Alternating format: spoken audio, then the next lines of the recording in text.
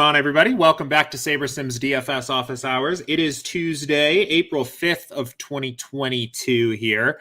We've got a couple interesting questions to talk about on today's stream, including a couple pretty nuanced types of questions, deep dives into sim variance, particularly sim variance at the higher levels, sim variance 10, sim variance 9. What's going on there? What impact those settings have on your Saber score of your lineups, and just a couple other things that are going on behind the scenes. So we'll probably end up starting there, I think, just because I think that's an interesting discussion. I see a few different questions about it here. Really good question as well about projecting ownership for stacks in baseball as opposed to ownership for individual players. So we'll talk a little bit about that as well. I see a question about adjustments to team projections as well, which I think is a really high value add for your baseball process. So we'll get there as well. As always, if you have questions for me, go ahead and pop them into the Office Hours channel in Slack or in YouTube chat. We'll answer questions in chronological order here. Before we jump into the first question here, I guess just kind of one small housekeeping thing. We will be putting out our How to Beat Baseball DFS video tomorrow. So working on that here today, hoping to get that recorded and published for you guys tomorrow, just in time for opening day. We have 2 videos up already on our YouTube channel. They are stream recordings from last week where I had Matt and Will on talking about overall DFS strategy and how our MLB model works and how our simulations work for baseball. So if you are looking for some baseball content as you gear up for opening day on Thursday, I'd go check those videos out, but stay tuned for our How to Beat MLB DFS video in 2022 dropping tomorrow. I know there's quite a bit of excitement about this video coming out. There were a few questions yesterday about when this was coming out and what's going to be in it. So working on getting that hammered out here today and recorded tomorrow. We'll get that out to you guys just in time for opening day. So looking forward to that. But let's go ahead and jump in here and get started. So I'm going to start us here with some of these sim variance questions, because I think there's an interesting conversation going on in Slack around these. So we'll go ahead and start here. Let's get into it. So okay, so we'll start. This first question was from Epic Problem here. This will kick us off. He said, I was wondering if it's correct to interpret the difference between a sim variance of 9 and 10 as the most significant difference between any 2 adjacent slider notches. I would guess that the intervals between 1 and 9 look somewhat smoother, and then perhaps 9 to 10 is a bigger leap in variance as you reduce to a single sim.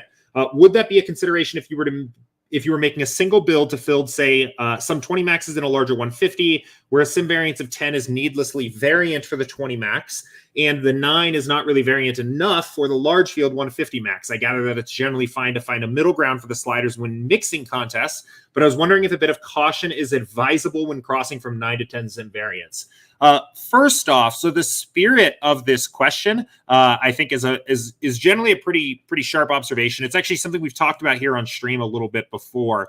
And there is an idea that the impact of additional sims added to the bucket doesn't really follow linearly, right? That, the difference of going from 1 simulation to 2 simulations is a more impactful jump, right? That has a bigger impact on the way that lineup is created than adding the next lineup there, right? Or the next sim, right? The jump from 1 sim to 10 sims is more impactful than the jump from 10 sims to 20 sims when you're looking at that bucket to generate a lineup. We do, however, try to account for this in the way that we bucket our simulations on the sim variance slider. So in other words, these notches, 1, 2, 3, all the way up to 10, are intended to be the same size of essentially the impact that it has on your lineups. They are not linearly sized in terms of the actual number of simulations used. So I don't know the exact numbers, but we've essentially tried to size these so that the impact of moving from 9 to 10 is about the same as moving from 8 to 9, even though the simulations, the fewer simulations that are used as you jump from 9 to 10 versus 8 to 9 are not the exact same numbers. So the spirit of this question is very much correct. or the assumption kind of here with the question is very much correct. But I think in general, you can actually kind of treat the jumps from each individual bucket of sim sizing as about approximately equivalent. I wouldn't overly worry about what happens when you jump from 9 to 10 any more than you would worry about what jumps from anywhere else.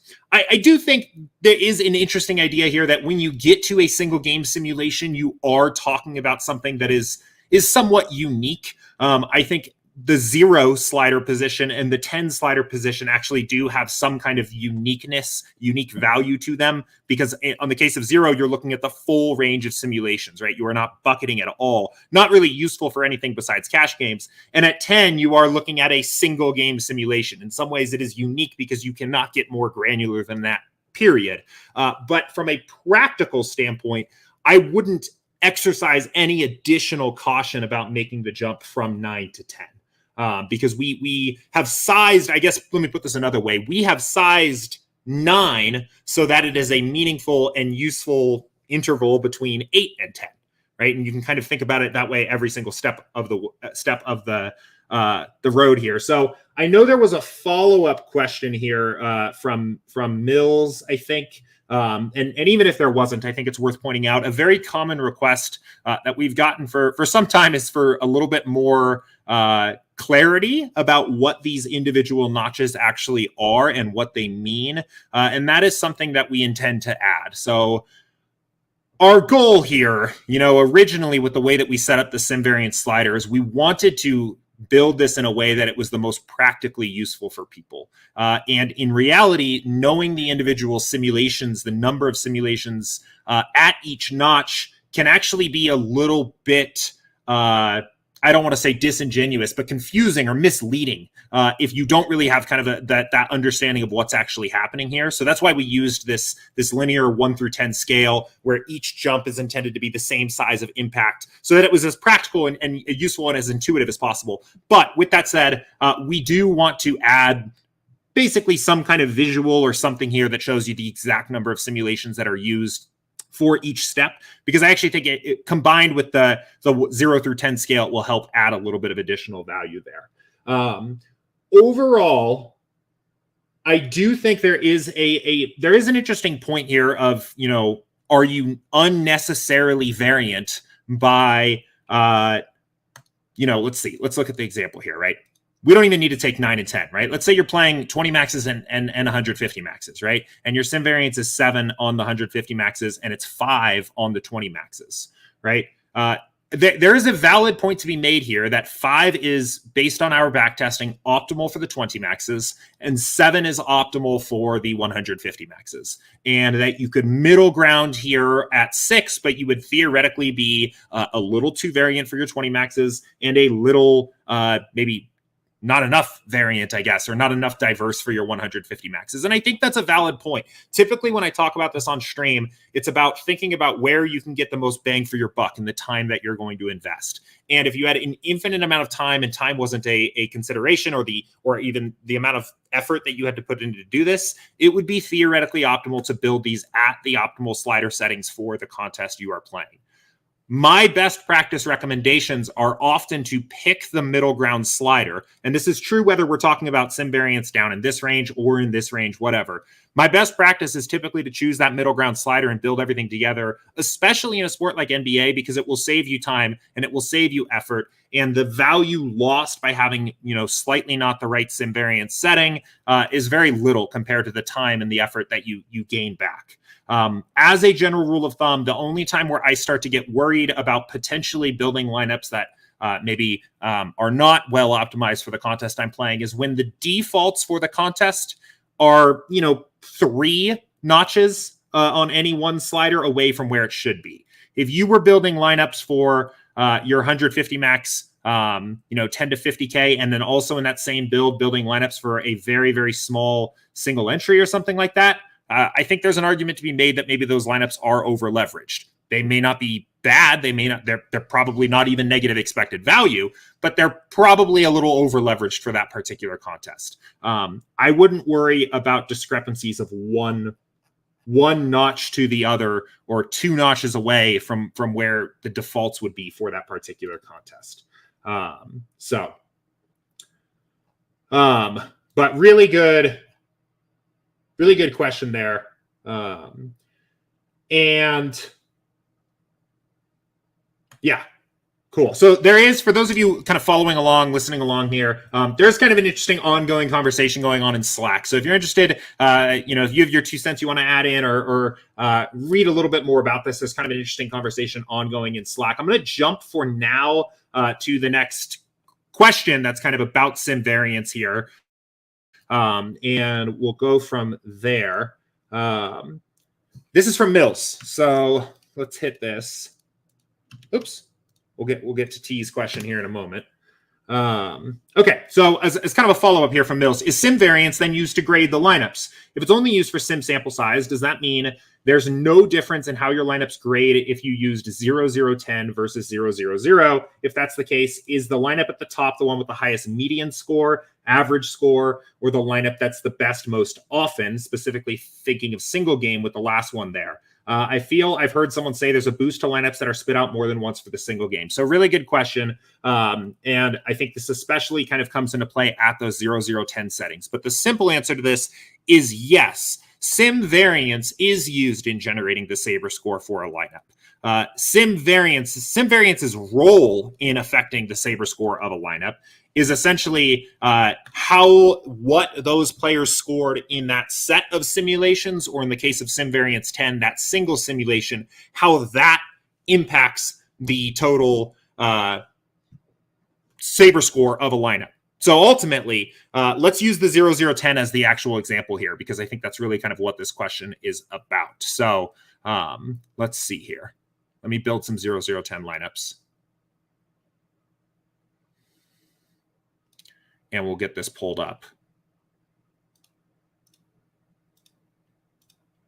Okay, so we'll build these real quick here.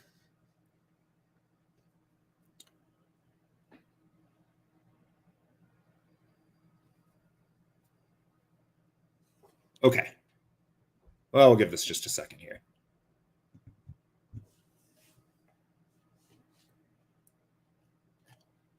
Welcome, everybody. I see a few more people have joined up into the stream here. Thanks for joining. We're currently talking about sim variance, how it relates to Saber score, especially on 0010 builds, 0 correlation, 0 ownership, 10 sim variance, where each lineup is essentially an optimal for a single slate simulation. So cool. Let's see these Saber scores, and we'll talk about what this is. So what Saber score really is, and I was talking to Matt about this morning in preparation for this question. Saber score is essentially a multiplier on the projected score, standardized to 100. So the factors that ultimately influence this for a 0010 build is basically just the sim variance. So what is taken into account with the sim variance is, what did these players actually score in the simulation that was used to develop this lineup, to create this lineup? And also, does this exact lineup show up as the optimal lineup for multiple individual simulations? That second one is a bigger factor on sports and slates where it's easier to duplicate, right? It's easier to build a dupe lineup. Where there's less players in the pool, maybe you have smaller lineup constructions in general, things like MMA, and any showdown virtually, right? There are lineups, individual lineups that can be optimal for multiple different simulations of a game. So for this second question, there's a boost to lineups that spit out more than once for a single game. If there is a lineup that is the optimal for a individual set of simulations, for more than one individual set of simulations, it does get a little bit of a boost in the Saber score. That really only comes into play mostly for things like MMA, things like Showdown, where you can essentially, a good rule of thumb is, if a sport has a risk of duplication, or if thinking about duplication is important for that particular sport, it's likely, of course, then that one single lineup could be the optimal for different simulations. But that's the impact that sim variance has on the Saber score, right? It is taking what did those players actually score in that individual game sim, and how often is this lineup the optimal 4 different simulations. And then it is a factor that is multiplied essentially onto the original projected score. So projected score, the average projection, is essentially an input to SaberScore. If there are 2 lineups that score the exact same in their own individual set of simulations, and both are equally likely to be the optimal across all of the simulations, the lineup with the higher average projected score will have a higher SaberScore. When you are doing builds that have correlation and ownership fade as non-zero, right? Those are simply additional factors that get added in. We will calculate the overall correlation of the lineup and the overall, I don't know exactly how this is calculated, but the overall ownership factor essentially for that particular lineup. And those are additional factors added into that SaberScore there. So kind of a specific question, but I think definitely a very interesting one. And Mills, let me know if that was helpful, if that kind of is what you were looking for there. I guess kind of coming back to the question to make sure that I covered this in detail. There is a significant difference in how your lineups would grade for 0-0-10 versus 0-0-0 for that reason. Because in the case of the 0-0-10 slider, the points that the player scored in the individual simulation that was used to create that lineup are a factor into SaberScore. For a 0-0-0 build, that the points that the players scored to build that lineup are just their average projections, which is the projected score. So there's no additional impact there. And yeah, the lineup at the top for a 0-0-10 build will essentially be, the highest, some combination of the lineup with the highest scoring output in that individual sim relative to its original average projection, and with an additional multiplier if it's optimal for multiple sets of simulations. So cool. All right. Really interesting. Really interesting question there. Enjoyed kind of talking about that one a little bit here. So let's go ahead and keep it going. I'm going to hit some of these other questions that are in Slack, and then we'll jump over to YouTube chat. So we'll hit these first here. I wanted to touch on this one from K Polo. This will be a pretty quick one, but a good one to touch on here. He said, when we adjust team points and then the player point projections are then adjusted from the change, if sims are run after player points get adjusted, do the point projections stay the same because you already made adjustment to the team score? Yes. So this, for example, is ultimately essentially treated as a custom projection change. We will not overwrite this if you have done this. So even if we resim the game and we think things have changed, right, we will not, let's see. It changes the Nets players too, but we will not then overwrite Kevin Porter Jr.'s custom projection when we run future sims of this game. So it is something to look out for. Keep an eye on the sims that are running. Keep an eye out on when projections update and things like that. If you've edited team totals and a new sim has run, might be worth looking into what's going on there. If no news has broken, it's probably a minor sim. You can probably leave things as they are with really no real negative effects. But if a player got ruled out, for example, you'd probably want to reset, go back to default, and then reapply any team total adjustments you want to make. For a sport like NBA, that is admittedly a tall task to ask. Ahead of lock, right? Especially on a 12-game slate tonight. There's probably going to be a ton of news breaking in NBA, leading right up to lock, after lock, before each start of individual games. I think editing team totals in NBA, there can be value added there, but I think it can be time consuming and a little challenging to stay on top of everything and remove things as needed as new sims run and things like that. So sport like baseball, and we'll talk about this more as baseball ramps up, I think adjusting team totals can be a really good value add for baseball in particular. One, because there's not as much breaking news. There's not as much things that completely change the way a game is projected after lineups come out. And secondly, when you adjust team totals, and probably the biggest factor on baseball, when you adjust team totals, your adjustments are correlated, right? So if you are higher on a team and bump that team projection up, the opposing pitcher will go down, and we will accordingly bump up all the hitters on that particular team, and vice versa, which is a really powerful thing you can do. So I don't make too many adjustments on NBA to the team totals, actually even pretty rarely to the player projections, period. But for baseball, I do think it's a really good idea. I think that can be a really good way to add some value to the tool. So good question there. And again, in summary here, if you adjust a team total and it changes the team total projection and the player projections in that game, we will not overwrite that. So approach with caution if you've bumped up the Rockets projections, right? And then, I don't know, Kevin Porter Jr. gets ruled out for one reason or another, right? That would change the projections of the team. Yours will still be what they were when you made that adjustment. So, and the reason for that, I think it's worth noting the reason. We don't ever want to overwrite somebody's work without you basically requesting that we do that, right? If you spent a lot of time making team total adjustments, we want to give you the agency to say, no, I want to keep these. I know new sims have run. I know things have changed, but I want to keep these rather than just overwriting them completely. So that is why general rule of thumb is we won't overwrite that if you've put that stuff in. So cool. Good question. Okay. Question from Delphiki, I think it is. Interesting one about stack ownership in baseball here. So,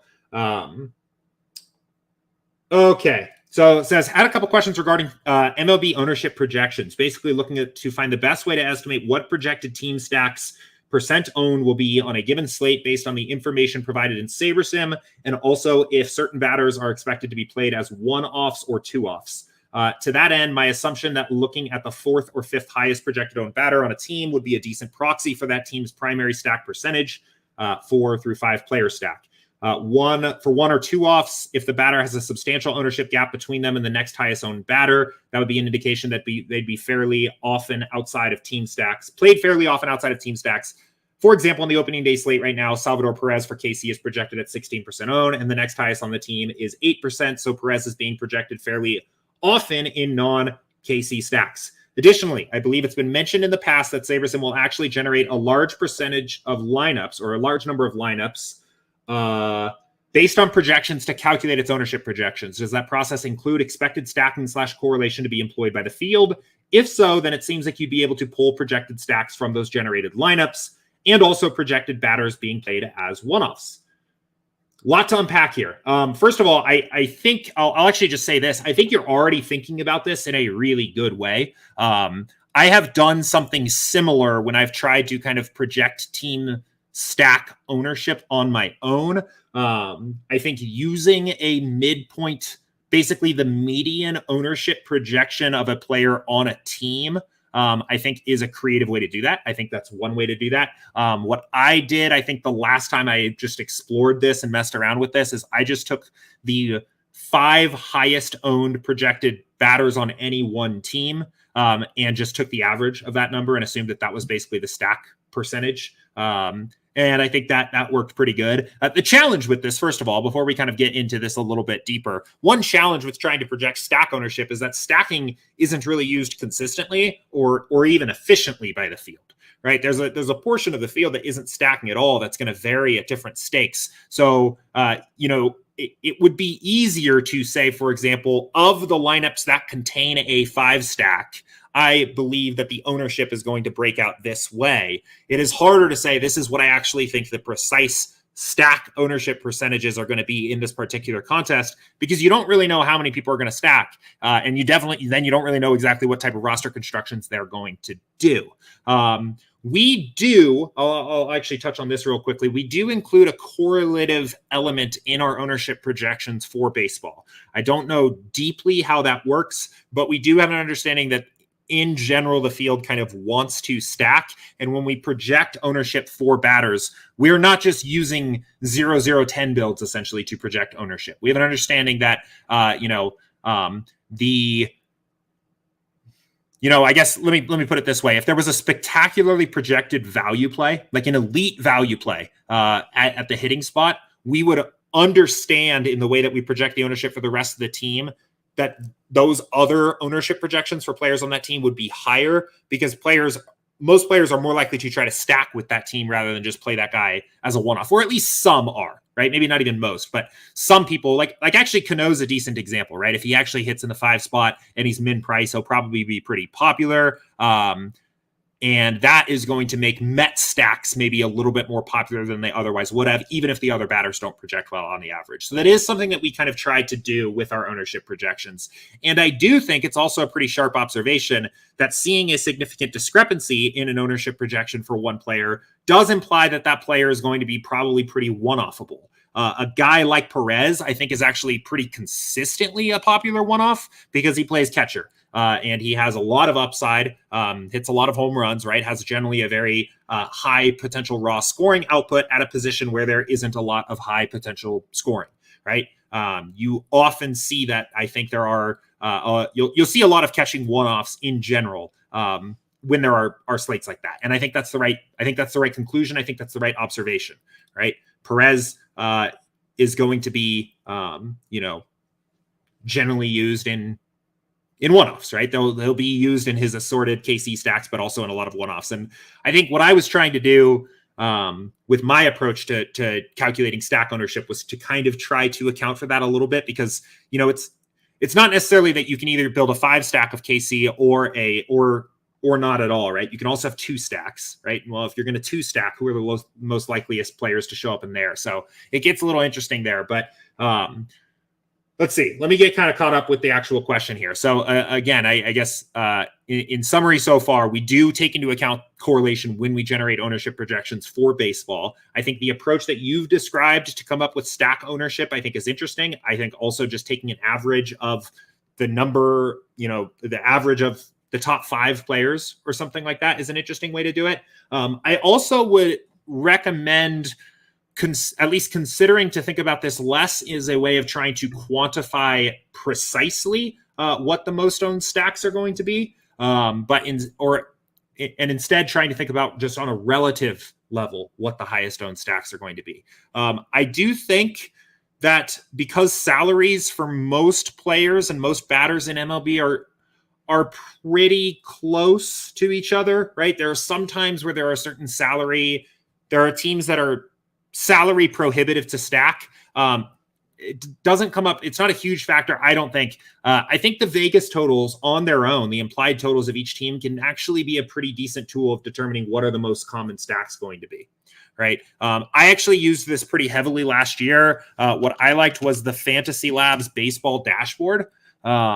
Just because I don't know if they're going to have anything up here. They may have the spring training games up here. Yeah, they do. Okay, so they've got spring training games. Just sorting by the implied live totals for each team on the slate.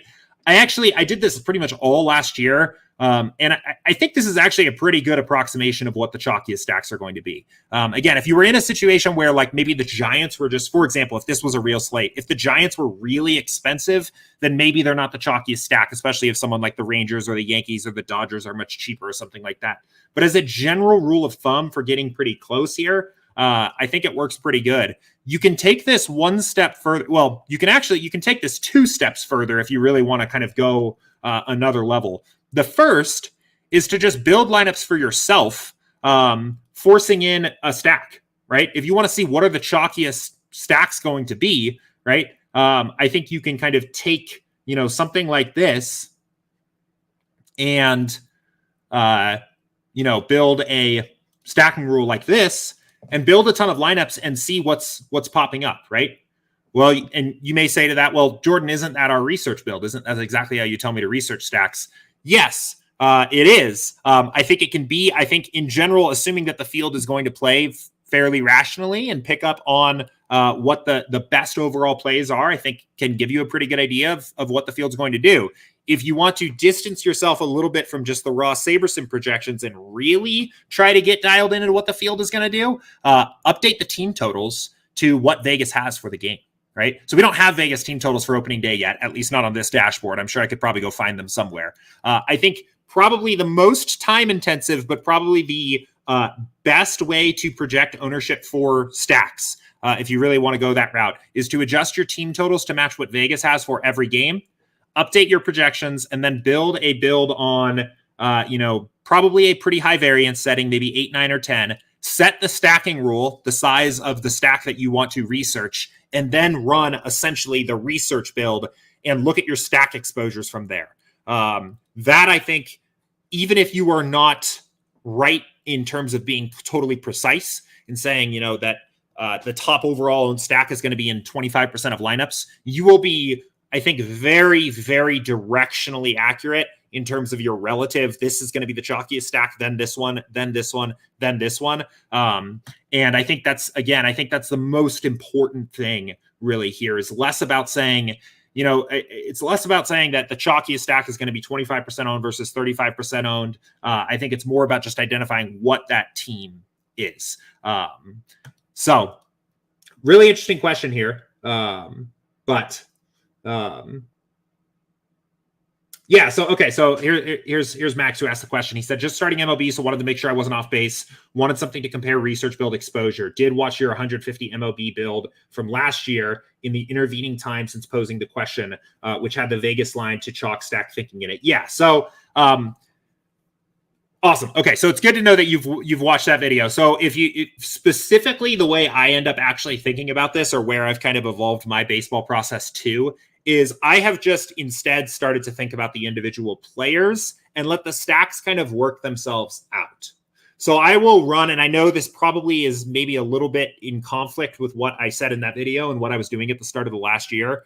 But for the opening day slate, for example, I am now, I'm a little more concerned, and actually, I don't even know if it's true to say that I'm more concerned with this, but I've just found that this is an easier way to handle this. This takes less time. Is I will figure out if Jose Ramirez and Yordan Alvarez and Altuve and Tucker and Ahmed Rosario, right? You can actually even kind of see it's Cleveland and Houston that we think is going to be chalky at the moment. I'm more interested in doing this on a player-by-player level, and when it comes down to actually building the lineups, the correlation slider will make sure that the lineups themselves are correlated. Right? Like if I've determined that I want to be under the field on Jose Ramirez, that I think he's going to be under-owned relative to his individual chance of being in the winning lineup, then when it comes time to build the lineups because of the correlation slider, I will likely just be under accordingly on Cleveland stacks, right? And it kind of works the same way for everything else. So I think you can do this thinking about it from a stack standpoint. I think that's perfectly fine. For me, the way that I do my process for baseball with these research builds and things like that, I have just kind of moved to thinking about individual players for the way I think about my ownership leverage, and the correlation slider just kind of allows that to work out on the other side, if that makes sense.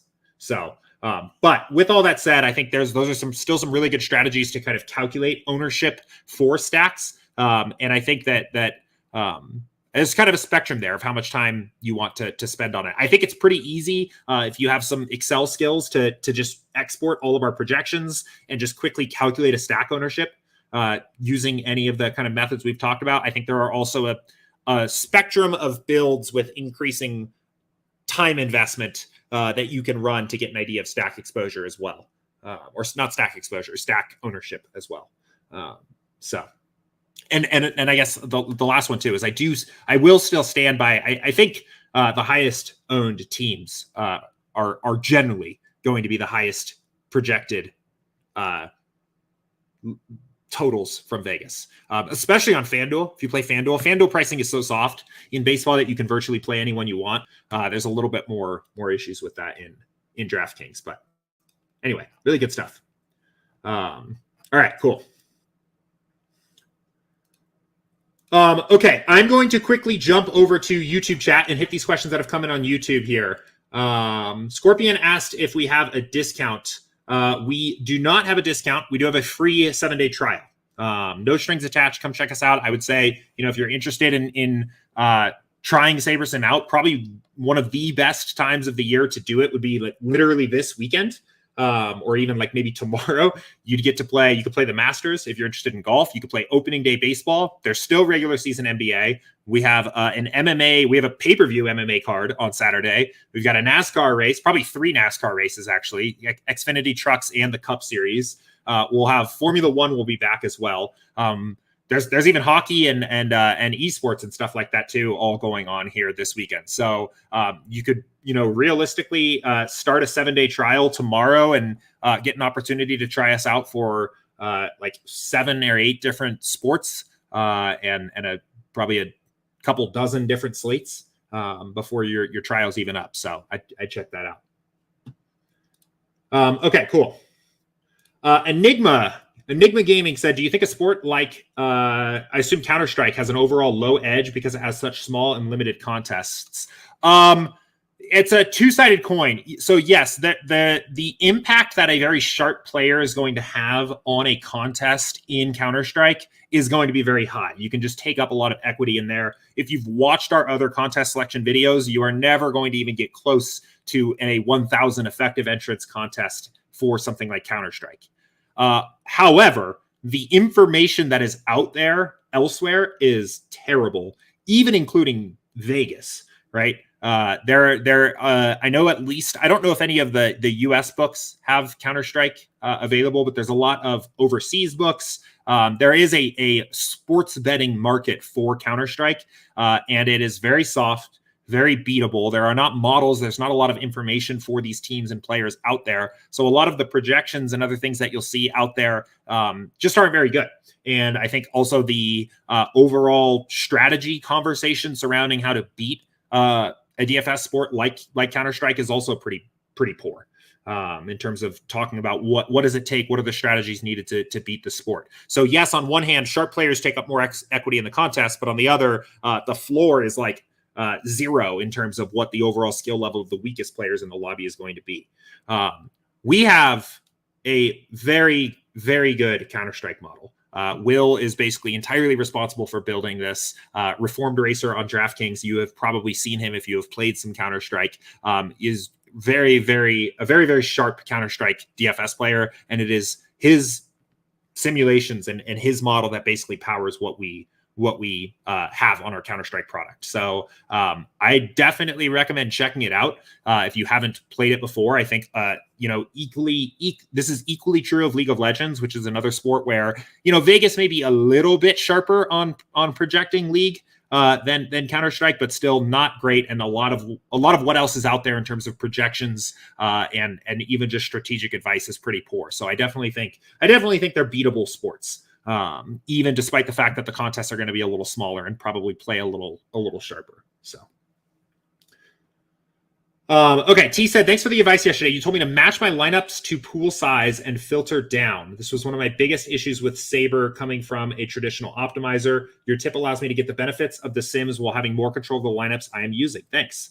That's fantastic. I'm glad that was helpful. I think it's kind of a little, we definitely preach a lot of the value of editing exposures and projections in step 3 and kind of letting your lineups fall where you want them to, or where they may, I guess. But if you do want a little bit more control over your overall lineup selection, I do think one of the best ways to do that is to just view your entire pool and kind of cherry pick your lineups in. And then you can allow your exposures to be more just descriptive of what you ended up with, as opposed to you put the exposures in first and then the lineups follow from that. So I'm glad it was helpful though. Lartar McGar said, I'm still getting used to SaberSim. Just got it a week after switching over from a traditional opto.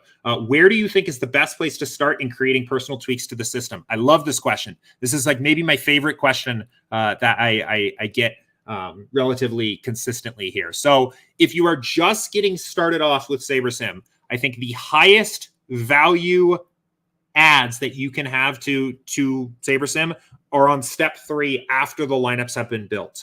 And that is quite a transition from the way that a lot of other optimizers work and a lot of the way that other people think about their lineups. But the main reason why that works is because when we build your lineups with SaberSim, we don't just build the number of lineups you need. We build a really big pool of lineups that are all theoretically viable for the contest. And what that essentially means on a practical level is that you have this kind of, I've always thought about it as almost like a playground of, let's say you were just playing 20 lineups tonight, right? So you come in here.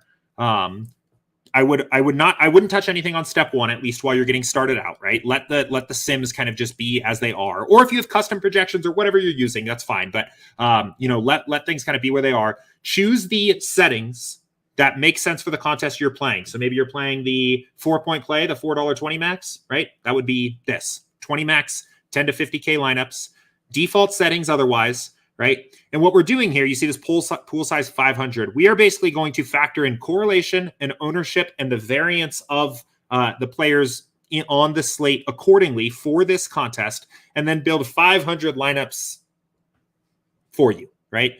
We will sort those lineups from top to bottom based on what we think are the highest expected value lineups at the top by Saber score. But really, you should be thinking about this entire pool of lineups in step 3 as viable for the contest, right? You have this. That's kind of why I think about it as a playground. You've got this playground of lineups that you can work with to arrive at your 20 that you end up wanting with you in the contest. And why this is, I think there's kind of two sides of the coin here of why this is so cool. The first is that it gives you a level of safety, I guess. That you've got 500 lineups to work with here, even if you want to take a really significant stand on a player, right? Like, let's say you've decided, I want to fade Trey Jones. Popovich is always kind of a little inconsistent. Maybe in your research, you just have a reason to fade him. He's the chalkiest player on the slate. You just want to straight up fade him, right? Well, what SaberSim's likely going to tell you is that, yeah, you can get away with that. You can play, there are 20 profitable lineups of the pool of 500 where you have no Trey Jones, right? It will also, on the other side of the coin, basically tell you when you can no longer get away with that. If you continued to just go in here and just X off the chalkiest players, right, you will eventually see a message that says, hey, we can't find 20 lineups in your pool of 500 that fit this. You have to build more.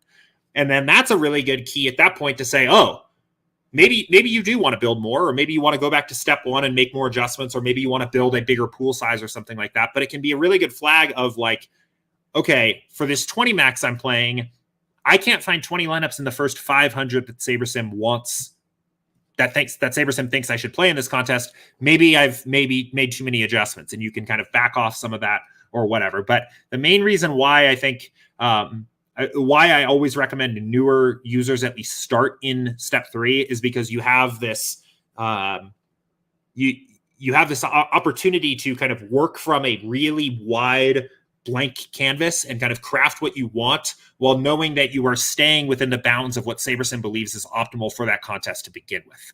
And that is really, I think, the biggest difference between SaberSim and basically every other optimizer that is out there, is that because SaberSim understands these components of upside natively, we understand correlation, we get ownership, we understand variance, and we have these game simulations from which to pull from.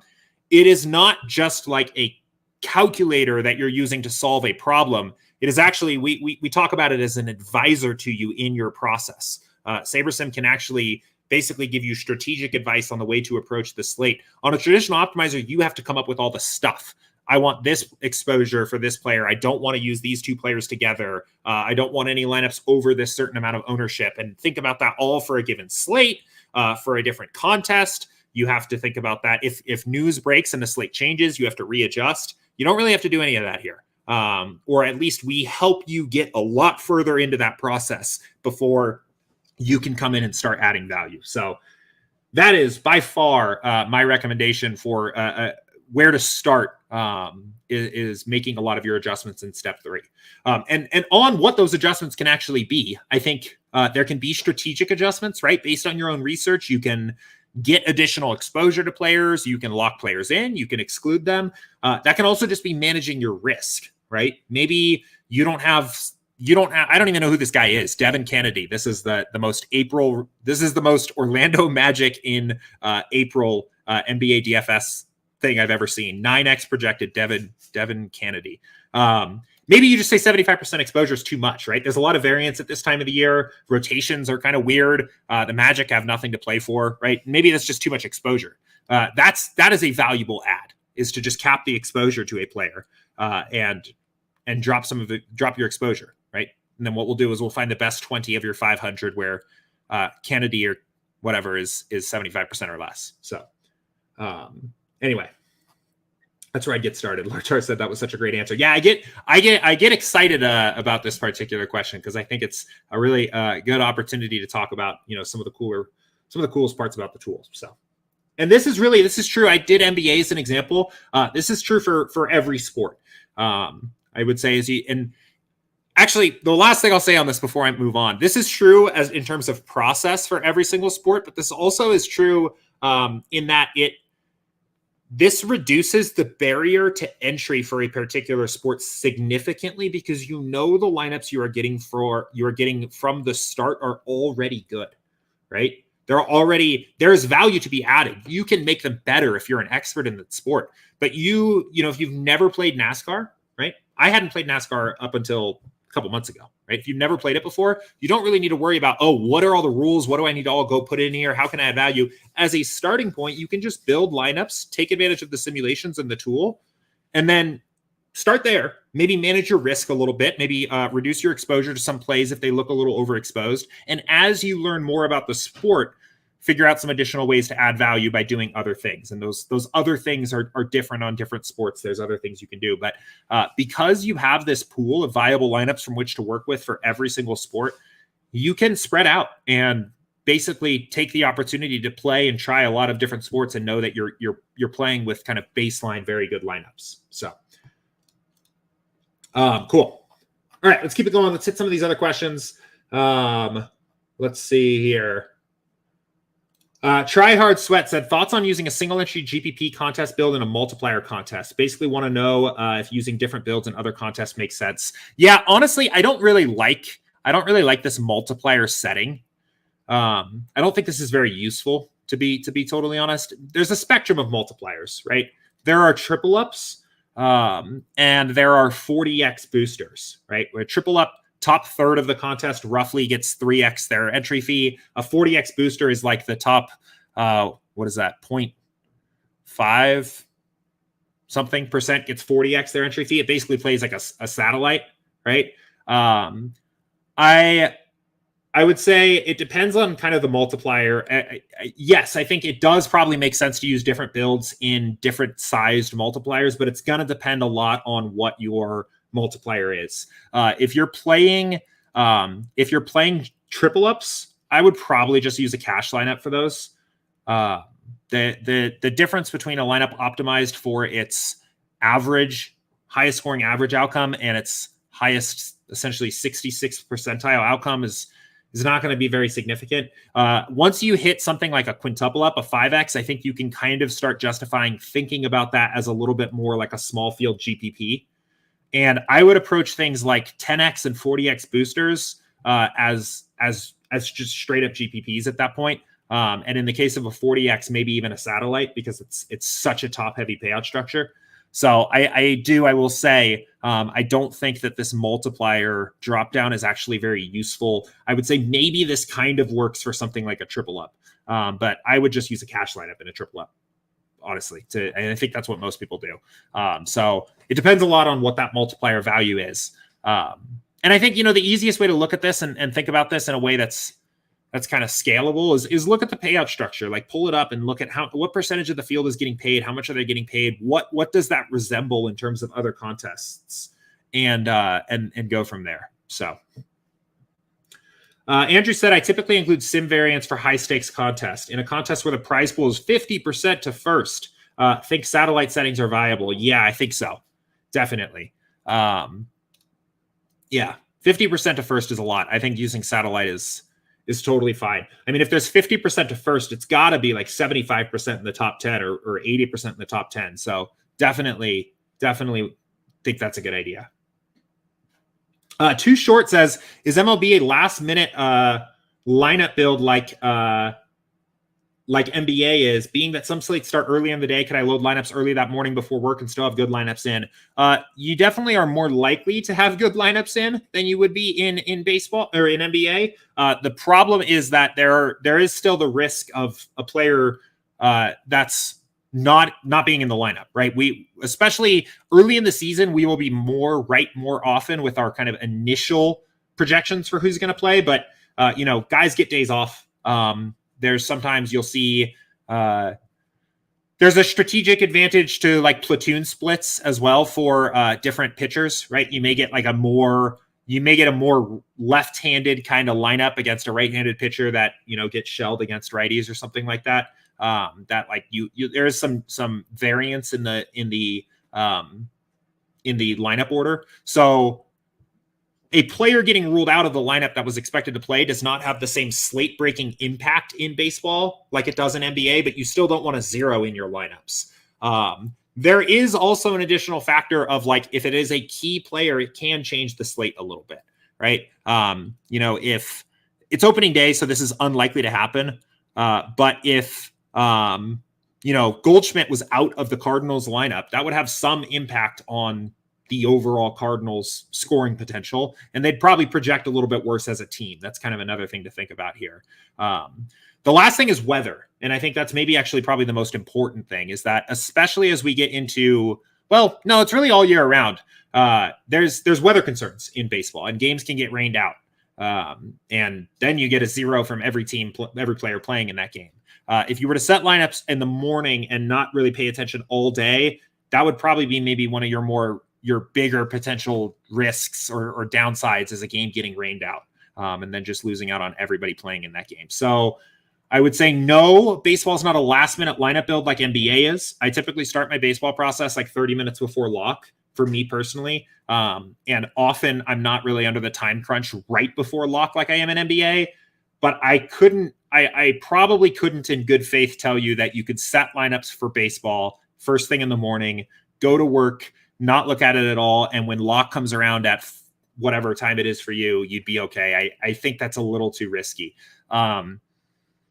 I would say what you probably could get away with is building lineups at the start of the day, and like checking in and making sure that maybe running a quick swap or something like that, or checking to make sure that no games are going to get rained out and do something like that. But even then, you're probably playing a little risky. I think I would say my kind of final answer here is that you're not going to be under as much of a time pressure right before lock. There's not as much breaking news that completely changes the slate.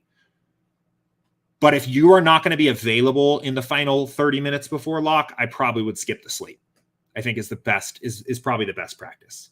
So Dawn says, what should you use in your entrance for your research builds? It really doesn't matter, actually. The research builds, well, yeah, it really doesn't matter. If you're doing a research build, right, this 0010 is basically always what I do.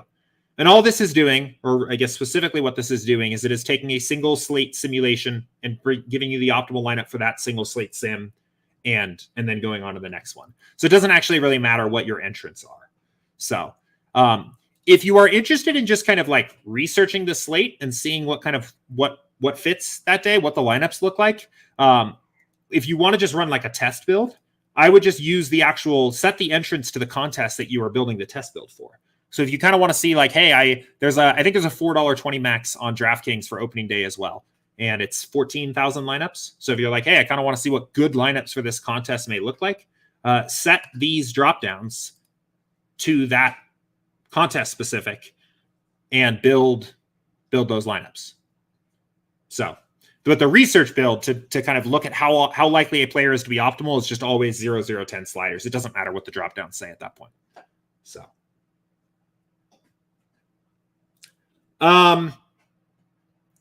MJ card. Will it hurt if I scale back the correlation slider in a large field GPP to like 3? Not necessarily, but our sliders are the default values for a reason. We've essentially what we do with the defaults for any one particular contest is we have built thousands of lineups at every individual slider combination and compared them to past historical contests that ran, and the highest actual scoring lineups that we can create after doing these trials over and over again are where the defaults are set. So that's not to say there's no value in changing the sliders. That's also not to say that our sliders are perfect and they will never change, because they do change. But without other context of why you're doing that, I would probably put more faith in where the correlation slider is set by default. For what it is worth, the correlation slider is basically the only slider that I would say I virtually never adjust ever.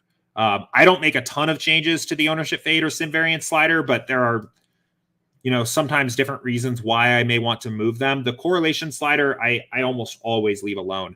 Even if I have a stacking rule set, I still like to have the correlation slider up to its default value, because if I say, I only want 5 stacks for baseball, for example, the correlation slider will help make sure that you get the most correlated versions of those stacks. And I think that's a useful factor. So I I'd be interested to hear why, like what you're thinking about bringing it down, because I think there are maybe some valid reasons, but without additional context, I would trust the defaults because they've been back tested pretty heavily. So, okay. Edward had asked a question, and actually, this is in Slack now. This is kind of similar to actually what we just talked about. He said, "Are there late swaps in baseball, and if so, are they as important in NBA?" So it is a sport where there are late swaps, but no, they are far less important than NBA. The main reason why, right? When we talked about NBA, I said late swaps are so important because they happen often, and they have a significant impact, right? And also the field doesn't really do it, right? That's when I always talk about why late swap gives you a big edge in NBA. It's those three things. There's cause for a late swap often. There's big impact when a late swap occurs and the field doesn't adjust. In baseball, those first two are a lot smaller. They don't happen as often. So typically you get a confirmed lineup for most teams on most slates, I would say a few hours before the game starts. So I think there's an official rule of what the teams are actually required to do. But in general, for a 7 p.m. Eastern, actually, I mean, we can even use this slate, for example, the opening day slate, right? We will very likely have lineups, I would say, for all 8 of these teams before lock, right? This is a weird slate because it's an all-day slate, right? But we may not have the lineups for these 3 teams or these 3 games, right? So there's a risk that a player that was expected to be in the lineup is not in the lineup, right? That's the main situation why you would want to late swap potentially, but that doesn't happen as often. First of all, I would say the projected lineups in general are a little bit more accurate. There are less just pure surprise scratches in baseball. And when a player gets ruled out, it does not completely change the overall way a game or a team is projected. And the main reason why, if we kind of think about this, is Matt Olson, for example, getting suddenly ruled out for the Braves on opening day, just as a surprise thing, does not dramatically increase the number of plate appearances that any of these other batters are going to get, right? Whereas in NBA, starter gets ruled out, there are now 35 minutes that need to be reassigned, and it creates a lot of salary inefficiencies on those players. And when there's salary efficiencies on one player, it creates opportunities in your lineup construction for the rest of the slate. That's the impact that I talk about in NBA. That doesn't happen as much in baseball. There is an argument to be made that I mentioned it earlier, that the Braves' overall scoring output will come down when their best player is no longer in the lineup. But that is definitely a smaller factor here. And the most important thing when it comes to late swapping in baseball is just making sure you don't have players with zeros in your lineups. So what I would actually do when you are late swapping baseball, I think, is I would probably lean a little heavier on quick swap, and use quick swap as a kind of a very easy way to just quickly get players in or out of your lineups. If there are players that are out, I think you can use quick swap and just say, all out players swap to the best available as a way of seeing, what players are out. I think you can also quick swap. I will do a lot of specific quick swaps. So if, it happens sometimes with these teams playing in late games where you get a different catcher than expected. If you can quick swap, Austin Nola directly to Victor Caratini in your lineups because we got a different catcher for the Padres than expected, I will actually do that direct quick swap. So anyway, summing up here, it is still important in that you never want a zero when you're playing DFS, but it happens a lot less often. And it's not let me put it this way, actually. If in baseball, a player that was expected to start got ruled out and you had 0 of him, you are probably just fine. That probably doesn't matter for you. Whereas in basketball, you need to adjust either way. If you had, if Anthony Davis gets ruled out and you have 0 Anthony Davis, you still need to swap because now other Lakers are good plays. But in baseball, doesn't have that same impact. Matt makes a really good point here. Only swap lineups without players is going to be very helpful with MLB. Yes, it will. So I'll show you what that looks like here. I think this is another option as well. So there is a toggle, that we recently added.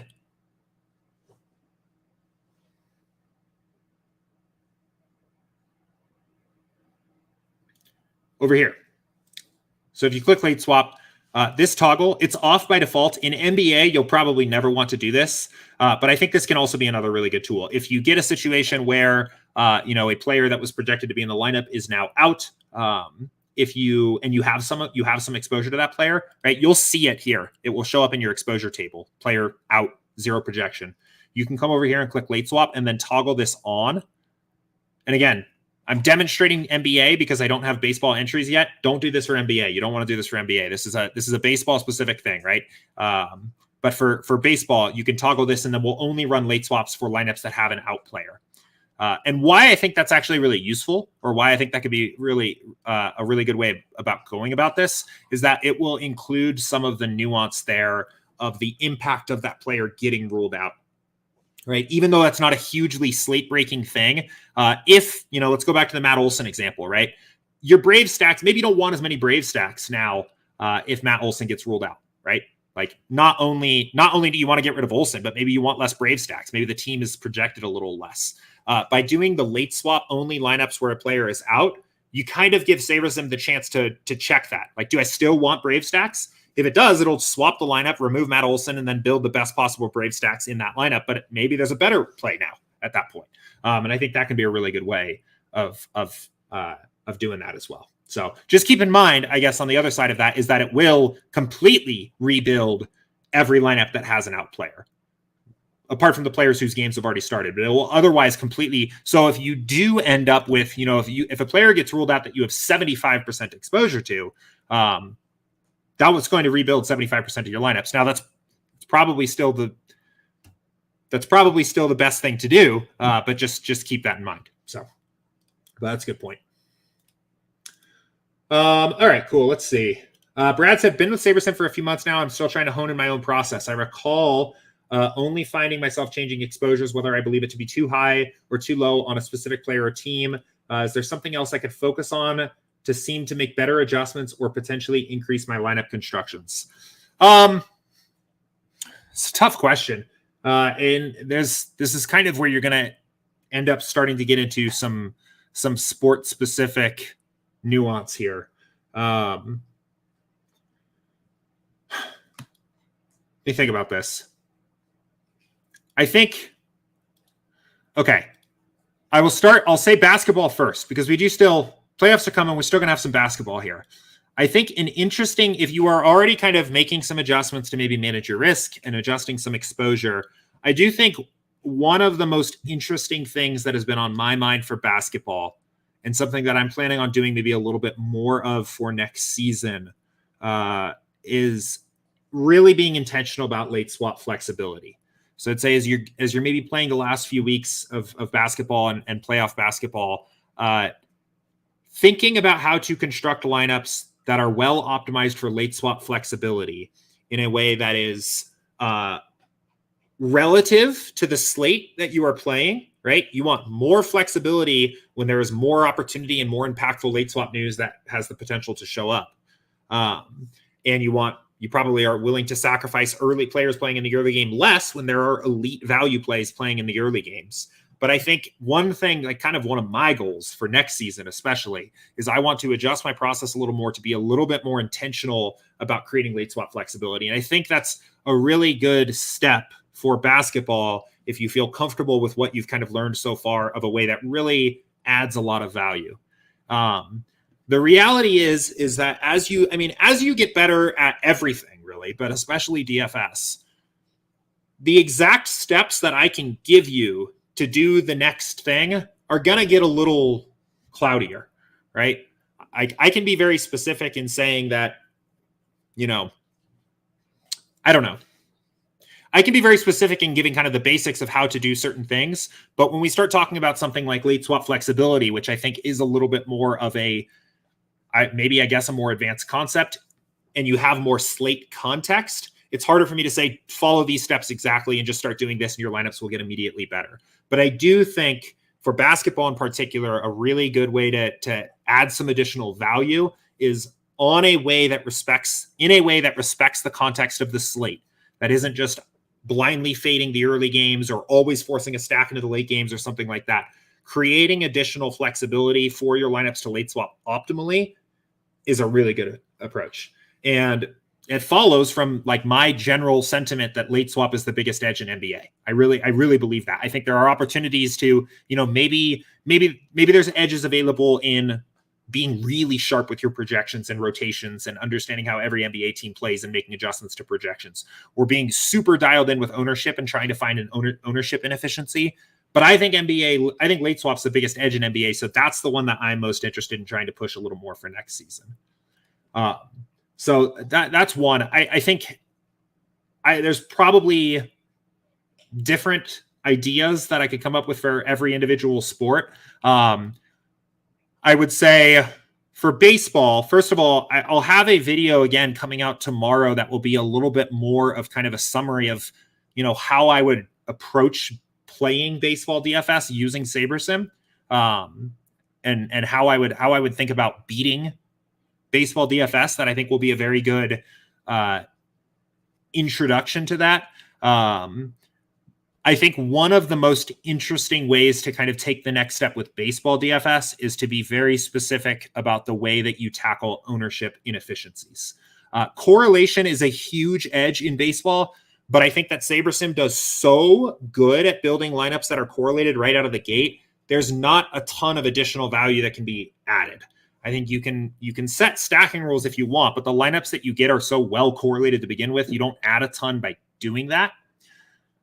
Ownership is something that, SaberSim does also handle very well, but because ownership is so inherently like human, that having a human sense of intuition of where ownership is going to go and leveraging against that, I think is a really good way to add value. So as baseball season ramps up, and maybe you get very comfortable with your process and you think, I kind of want to start doing a little more, I think one of the highest value things I think you can do is, and again, this is going to be a similar deal where I can't tell you exactly how to go about doing this, but I would say thinking about ownership a little bit more. That may come in the form of studying the ownership projections and really making sure that they're dialed in, right? You will learn, you will gain an appreciation for where ownership is likely to go in certain situations by studying the actual ownership that you see after contests lock. Right? Especially for consistently for the same contest. Play the same contest every day. Follow where ownership goes. Study where even SaberSim or other ownership models were wrong, right? And you will gain an appreciation, I promise, for where that human element of how ownership falls happens as the season goes on. Making adjustments to ownership projection, I think, can be a very good way of doing that, but I don't think it's necessarily limited to that. I think adjusting, being intentional with your exposure adjustments in a way that leverages directly against ownership can be a good way of doing that too. But that's two. That's NBA and baseball. Two things that I think are interesting there. So, yeah, hopefully that was helpful. And I realize, I think kind of a core point of this is that as you kind of move further and further along and add things to your process, they will be less step-by-step. Do this, right? They will require a little more nuance and require a little more context, because they are more, I don't know, complicated, I guess. But I think those are both good steps to take. So, okay. Del Fiki said, is there a way to use groups in the build settings to not allow playing the highest owned stack or two together with one of the highest owned pitchers? From a game theory perspective, that would be the hardest way to win anything medium to large field. Played around a bit and didn't find an easier way to do it in the build phase. I know how to do it in step 3 with filtering out lineups manually. Seems like there's a way to do it with advanced stacking features in NFL, but wasn't sure if I could create groups to do so in MLB. Let me see.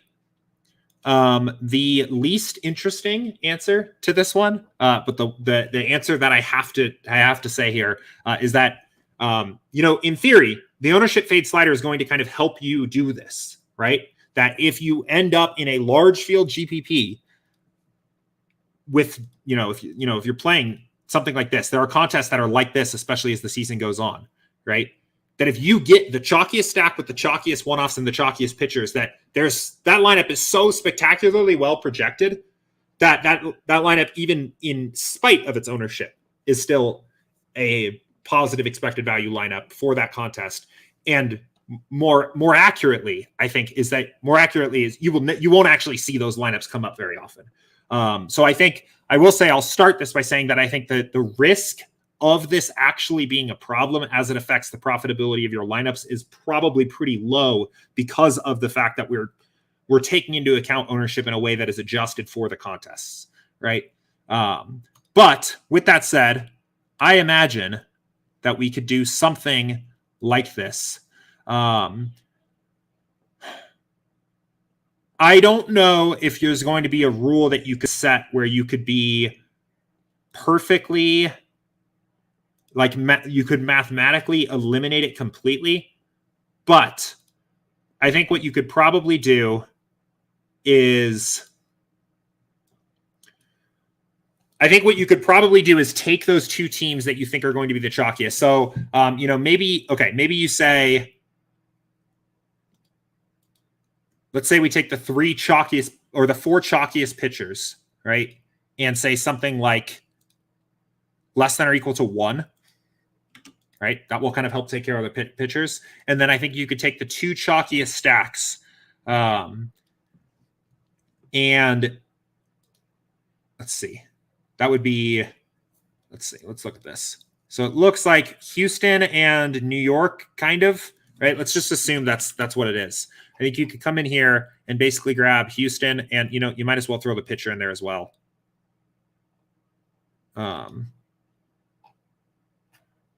Okay, so some of this is actually a little annoying now that I'm looking at this, but you could grab Houston. Oh, it's grabbing every player. Okay, that's fine. Houston and New York.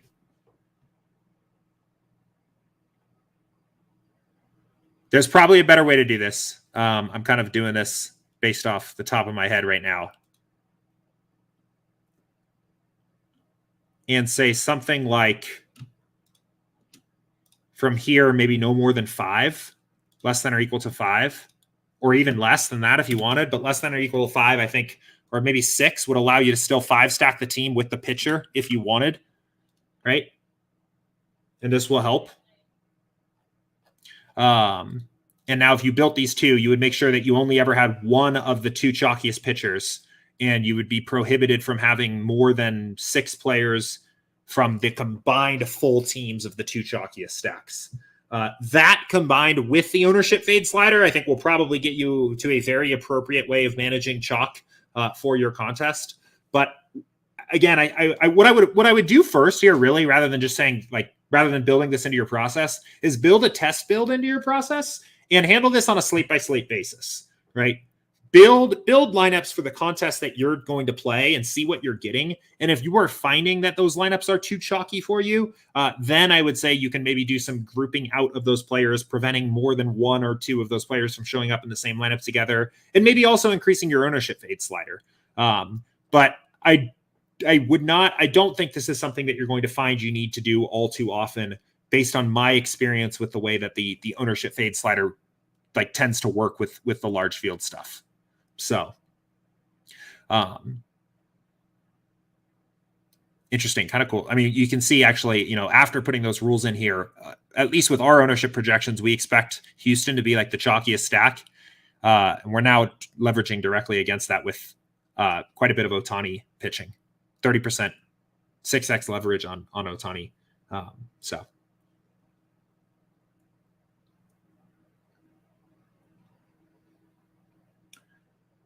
All right, cool. Let's see. Daniel says, been with the sim about a month, been playing DFS for years, got a live final under my belt, and the sim is by far the best thing I've used. I'm happy to hear that. That's awesome. Glad you're enjoying it. Brad says, thanks, Jordan. I know that's kind of a general question, just still trying to learn, and each person has their own way to get what they're looking for in lines. Yeah. And again, that's really, there's a lot of different ways to add value. There is, if Max was on here doing this show today, he would probably have given you a different answer there. And there are things that Max does with his process that I'm never going to do. It's not the way I think about DFS. It's not the way I approach DFS. As you move along, it's not only, a matter of, figuring out what works on on particular slates and where's the right way to improve from there, but also what's right for you. And like, how does your perception of the game influence the way that you are going to add the next process. So Max said, thanks. Haven't built an NBA MLB before, so we'll have to play around with it and make sure it isn't happening once the season starts based on ownership fade. Yeah. So that's, I don't even remember where. That's right. Yeah. So yeah, I would say I would start here. I would start with running test builds with default settings and no groups, and then handling on a slate by slate basis the groups that you need to add to make your lineups a little more the way that you want them to be. Scorpion says, so when I'm building MLB stacks, is there a way to set the optimizer to not include lineups where a batter in a stack is skipped? For example, I don't want a lineup where the stacked batters are 1, 2, 3, 6, 7. You can do this if you go in here and set a stacking rule. You can tell us exactly what batting positions to use in that stacking rule. Now, it's a little tricky here, I guess, where you can't say that we don't have a way to say just don't skip a batter. But if you set something like, use the 1 through 6 spots in my 5 stack, you will, or actually, I guess if you don't want a batter skipped at all, you can use 1 through 5 or something like that, and go about it that way. I know that's not the ideal answer. The reason why we don't have something that don't skip stacks is frankly because we don't think it's needed, for 2 reasons. One, because we are simulating these games out, we know the exact correlation that each batter has to other batters in the order, right? A rule like this is typically, it is a general rule of thumb that comes from the idea that batters are more likely to be correlated by other batters in a similar spot in the order because of the factor of, one batter gets on base, the other guy knocks him home, everybody scores, everybody's happy, right? That increases the correlation a little bit. And that's true, right? We can actually see that that's true in our data, but we don't need to come up with a rule like that, or you don't need to come up with a rule like that when you're using SaberSim, because we're actually just using the precise correlations we have between players when we actually build your lineups. So for a lot of this stuff, right, if you are getting a lineup where, it is a 1, 2, 3, 6, 7, right, it is saying those players have a high enough correlation with each other regardless and a good enough scoring expectation that you don't need the other players in the lineup with them. And in fact, maybe the other 2 players in the lineup are the chalkiest 2 players, and this is actually a very unique stack. Or maybe the other 2 players in the lineup that you don't have here are very expensive, and it's prohibitive to stacking them and also having good pitching or something like that.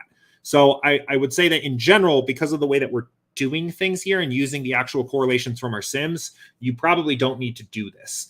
If you want to, what I would do is I would set a stacking rule and just limit the batting positions that you want in there, and go with it that way. But I would kind of urge you definitely in the direction that you probably don't need to do this.